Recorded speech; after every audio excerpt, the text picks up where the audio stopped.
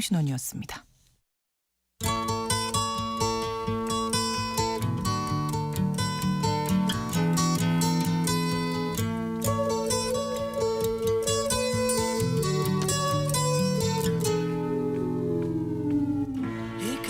세계 최고 부호 중에 한 명이죠. 일론 머스크가 새로운 정당 창당을 선언했습니다.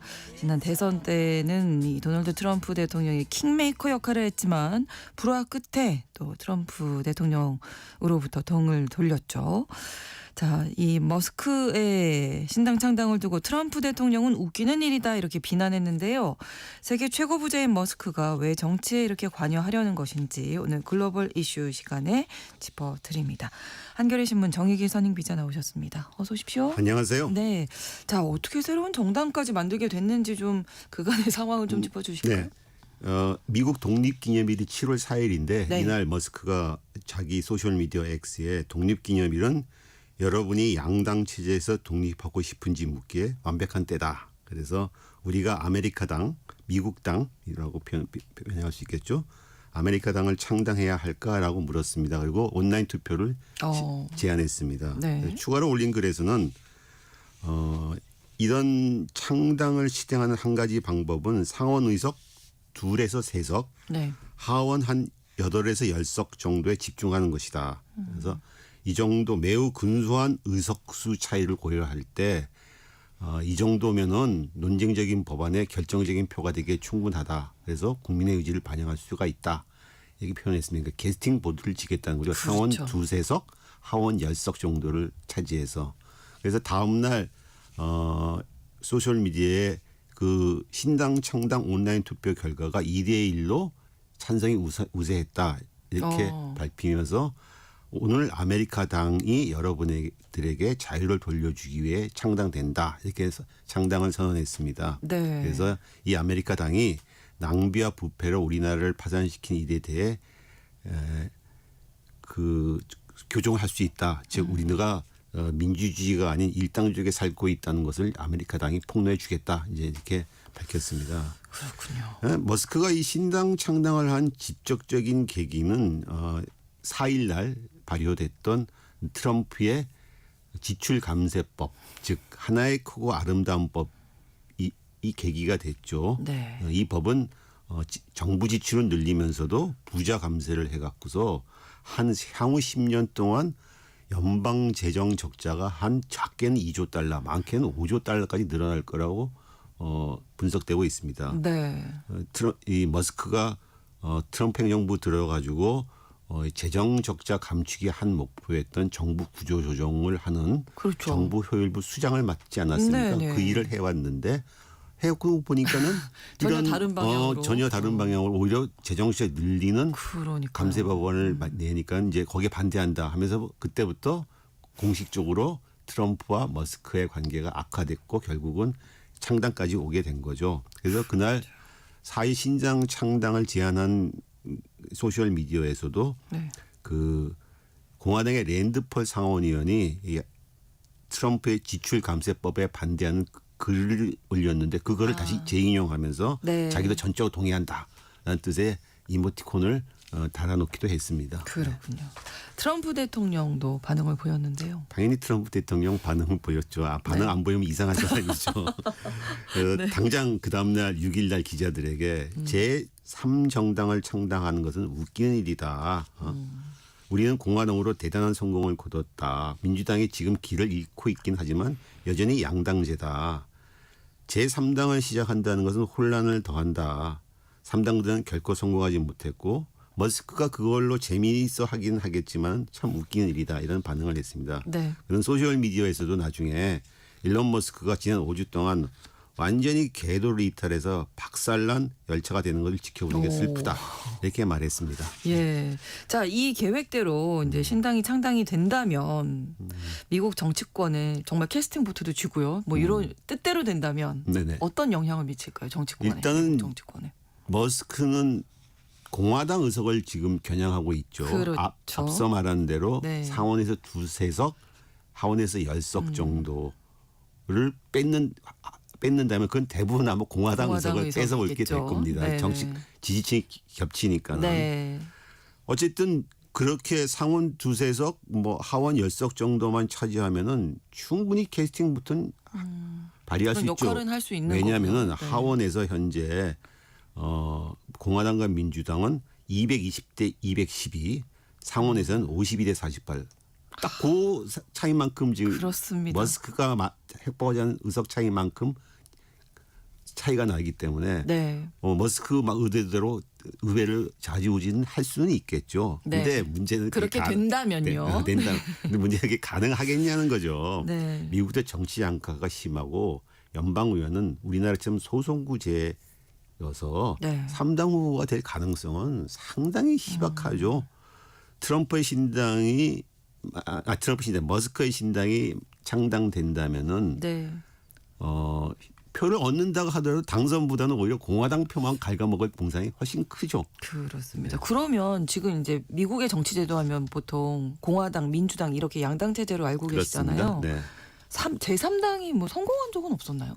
가장 역사적으로 볼 때. 최근에 그래도 3당 그리고 그 3당 후보로서 존재감을 보여준 경우는 1992년에 로스 페로라고 하는 억만장자가 무소속 후보로 대선에 출마한 적이 있습니다. 네. 그때 18.9% 상당히 높은 을 얻었습니다. 그렇죠. 그는 그 다음 대선에도 출마하기 위해서 1995년에 개혁당을이란 걸 만들어서 대선에 재출마해서 근데 이번에는 8.4% 득표에 그쳤습니다. 한 절반 정도도 못 받는 거예요. 그전에 비해서. 네. 어쨌든 페로가 창당한 개혁당에서 지금의 도널드 트럼프가 2000년 대선 후보 경선에서 출마해서 정치권에 진출하려고 했습니다.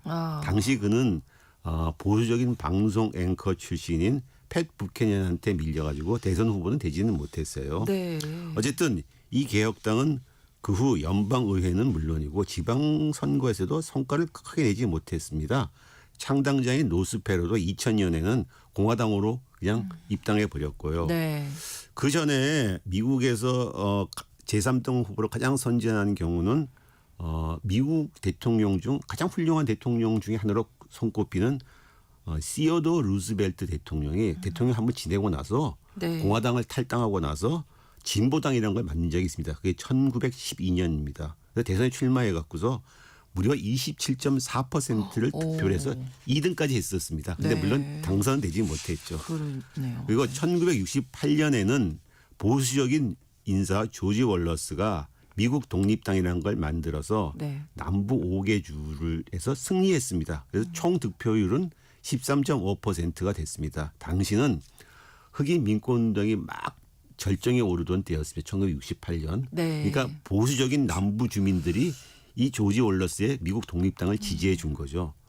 미국에서는 매년 선거 때마다 3당이나 그 후보가 나왔는데 크게 의미 있는 자체적으로 뭐가 된 적은 없고 단지 공화 민주 양당의 표를 갉아먹어서 다른 당에 반사이익을 주는 역할을 했습니다. 그렇죠. 대표적인 케이스가 진보적인 소비자 운동을 펼쳤던 랠프 네이더라는 사람입니다. 이 사람이 2000년 대선 때 녹색당 후보로 출마해서 2.7% 득표를 했는데 당시 박빙이었던 조지 부시 공화당 후보와 엘고어 민주당 후보에서 사이에서 고호 민주당 후보의 표를 갉아먹으면서 그렇죠. 조지 부시가 당선되는데 큰 역할을 했습니다.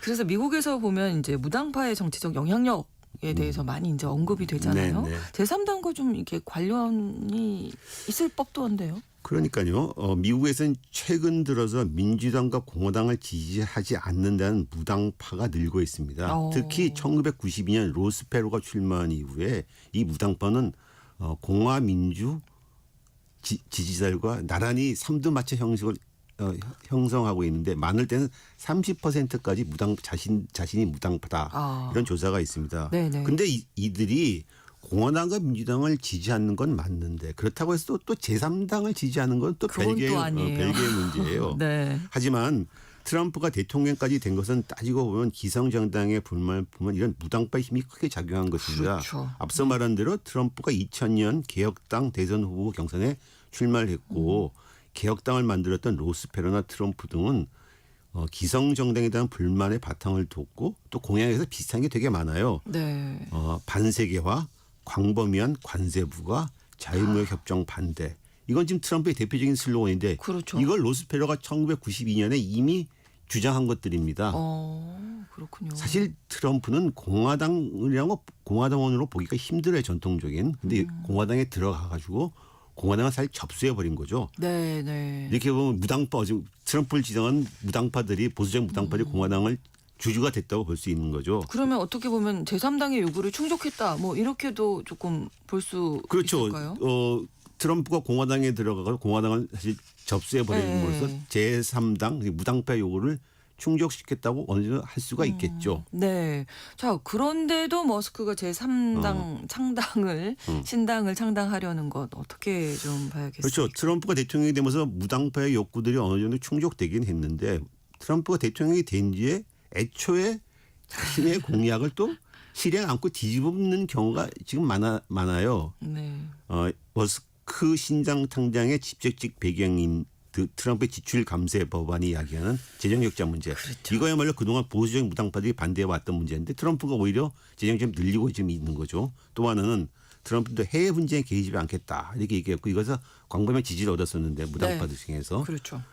최근에 이란을 폭격하고 이스라엘 주도의 분쟁에 끌려다니고 있습니다. 미국이. 이 때문에 트럼프의 미국을 다시 위대하게 지금 마가 진영 내에서는 큰 우려와 반대의 목소리가 나오고 있습니다. 네. 그래서 의회에서 가장 트럼프를 옹호하던 마조리 테일러 그린 하원 의원이나 또 방송인 터커 컬슨도 트럼프의 그 이란 폭격에 대해서 상당히 비판적인 의견을 보였고 네. 그래서 이런 사람들이 머스크의 신당에 가담할 수 있지 않느냐 이런 추측까지 나오고 있습니다. 그렇군요. 자, 그러면 이 일론 머스크는 왜 이렇게 정치를 하고 싶어 하는 걸까요? 지금 CEO로서의 역할도 지금 테슬라나 스페이스X도 쉽지 않을 텐데요. 일단 뭐 개인적인 취향 우리나라 표현으로 뭐 관종적인 기준 이런 것도 있겠고 근데 그보다는 자신의 개인적인 이해, 기업에 대한 이해가 있겠죠. 트럼프가 그걸 잘 말해주고 있습니다. 네. 트럼프는 머스크가 자신의 지출 감세법을 반대하는 건 그 법에 테슬라의 전기 자동차에 대한 녹색 에너지 보조금을 폐지하고 있기 때문이다. 이런 걸 콕 집어서 얘기하고 있어요. 아주 말했습니다. 그래서 트럼프는 머스크가 자신에게 반기를 든 이후부터 테슬라뿐만 아니라 정부 사업에 절대적으로 의존하고 있는 스페이스X라는 우주 기업에 대한 정부 계약 및 보조금을 철회하겠다고 계속 위협을 가고 있습니다. 그렇죠. 트럼프 말대로 머스크가 트럼프의 반기를 들고 신당 창건에 나선 것은 자신의 사업 이해가 가장 큰 것으로 봅니다. 즉 트럼프의 지출 감세법은 태양광, 풍력, 배터리 저장 시스템 등 재생에너지 프로젝트에 대한 세금 혜택을 축소하거나 폐지하고 있고 오히려 석탄과 천연가스 산업 등 전통적인 화석연료들에 대해서 보조금을 확대한 내용을 담고 있습니다. 그렇죠.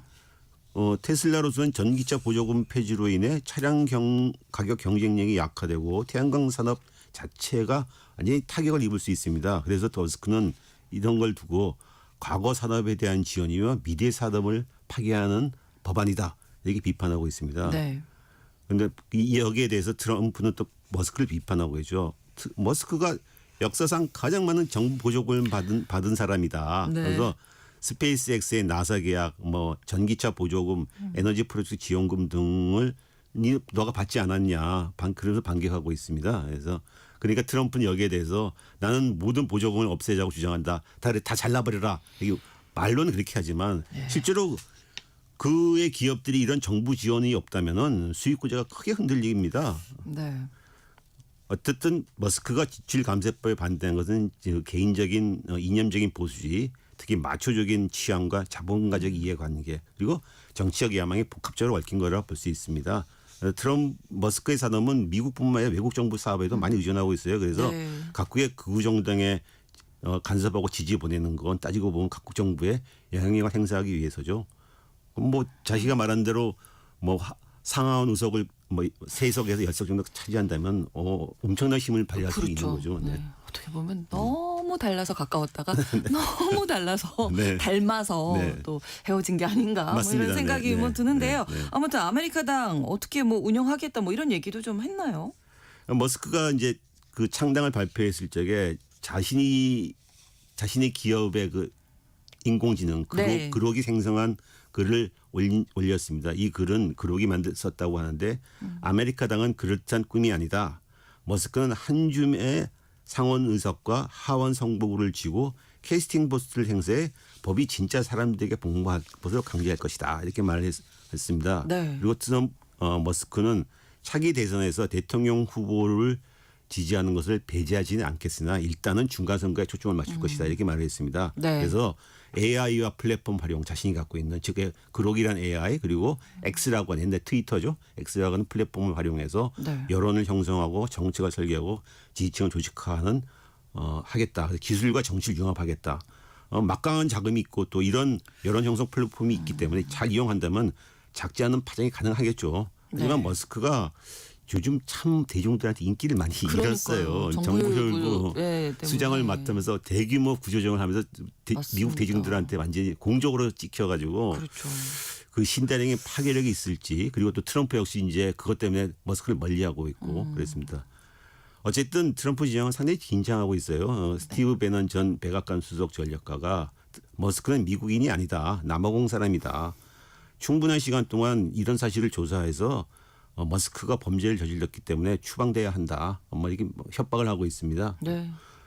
머스크의 신당이 제대로 창당될지 그리고 창당해서 다음 중간 선거까지 성과를 낼지는 좀 과연 그렇죠. 넘어야 할 허들이 상당히 많습니다. 네. 당장 테슬라 주가가 지금 7%나 폭락했고 네. 테슬라 주식을 끼워놓은 ETF 펀드도 출시를 안 하겠다 그러고 있습니다. 그러니까 갈 길이 멉니다. 네.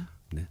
네, 세계 최고의 권력자와 세계 최고 부자의 싸움이 어떻게 결과가 나올지 주목해 보겠습니다. 오늘 한겨레 신문 정혜길 선임 기자와 글로벌 이슈 함께했습니다. 고맙습니다. 감사합니다.